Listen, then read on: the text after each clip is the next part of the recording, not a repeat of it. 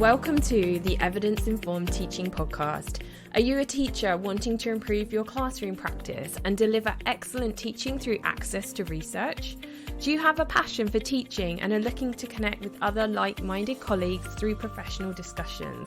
The Chartered College has partnered with Tapp to support teachers to deliver excellent teaching through access to research, and we invite you to be part of this community. On this podcast, you will hear from fellow teachers, research experts, and you have the opportunity to be part of this professional discussion. You can find out more about the Chartered College of Teaching and Teacher Tapp in the show notes.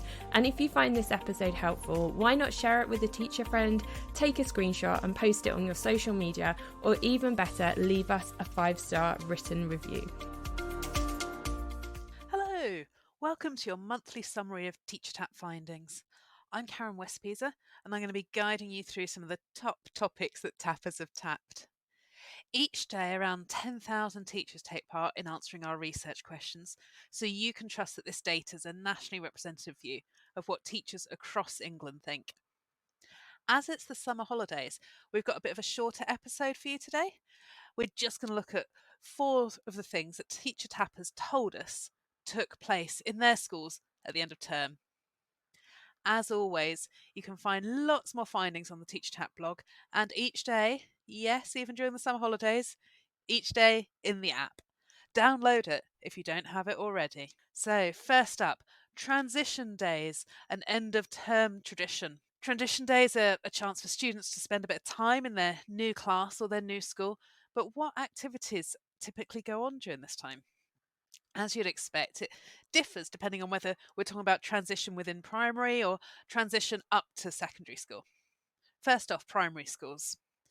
In primaries, we found that around 3/4 of teachers typically spend time finding out students' interests, and a similar proportion talk about what they'll be doing different with their new class, and they often do practical activities with their students as well.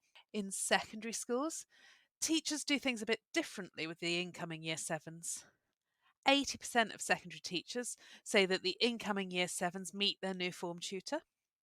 Around 3/4 have a taster of what the class is going to be like, and about the same have an assembly to meet the senior leaders, learn the rules of the school, that type of thing. You might find it interesting that just 15% of those Year 7s will sit an assessment during their transition day. Did they do that at your school? Let us know in the comments. Next up, the last lesson of term. Can you remember back to that? What sort of lessons were happening at the end of term? Do you stick with normal lessons or do you do something a bit different? We found that the most popular activities for that last lesson of term were quizzes. Almost half of secondary teachers did a quiz, or in primary, around half said that there was an additional break time on offer for the kids.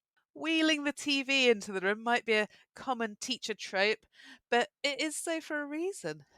41% of all teachers let their students watch a film on the last day of term, and that figure's actually higher for younger teachers. Completing unfinished work was a significantly less popular activity, but still 9% of teachers got their students to do this. So, end of term, let's have a party. Did your students have a prom? Proms now seem to be a traditional rite of passage for many school leavers. Back in 2021, 2/3 of students didn't manage to have a prom for obvious reasons, but now just 20% didn't have one.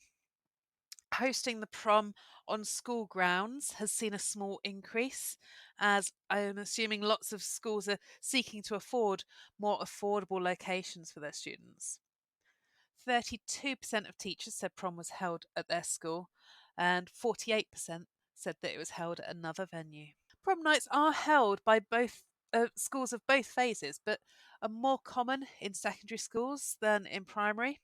In secondary, 92% of teachers said that their secondary students had a prom, but in primary, 68% said that theirs had a prom too. And if the kids are partying, are the teachers partying too? 2/3 of you spent some time on the last day of term socialising with your colleagues. The pub was the most likely destination. Even those with other commitments or children at home found time to do so and join in. A lucky 50% of teachers said that their school arranged an end-of-year social event for them, and 39% of teachers banded together and arranged it themselves. 20% of classroom teachers said that there wasn't an event at their school, but interestingly, only 13% of heads said the same. But however you spent the last days of term, we hope it's all a distant memory now and you're having a relaxing time away from school. Teacher Tapp will keep you company throughout the summer as ever. Let us know if there are any topics you think we should be exploring or questions you think we ought to ask on Teacher Tapp. You can find more information on the topics discussed today, including lots of cool charts, on the Teacher Tapp website, teachertapp.co.uk. And if you haven't already, find Teacher Tapp in your app store, download it, and get tapping. If you have enjoyed today's episode and would like to access more research evidence for your classroom, you can join the Chartered College of Teaching for as little as $1.96 per month at www.chartered.college.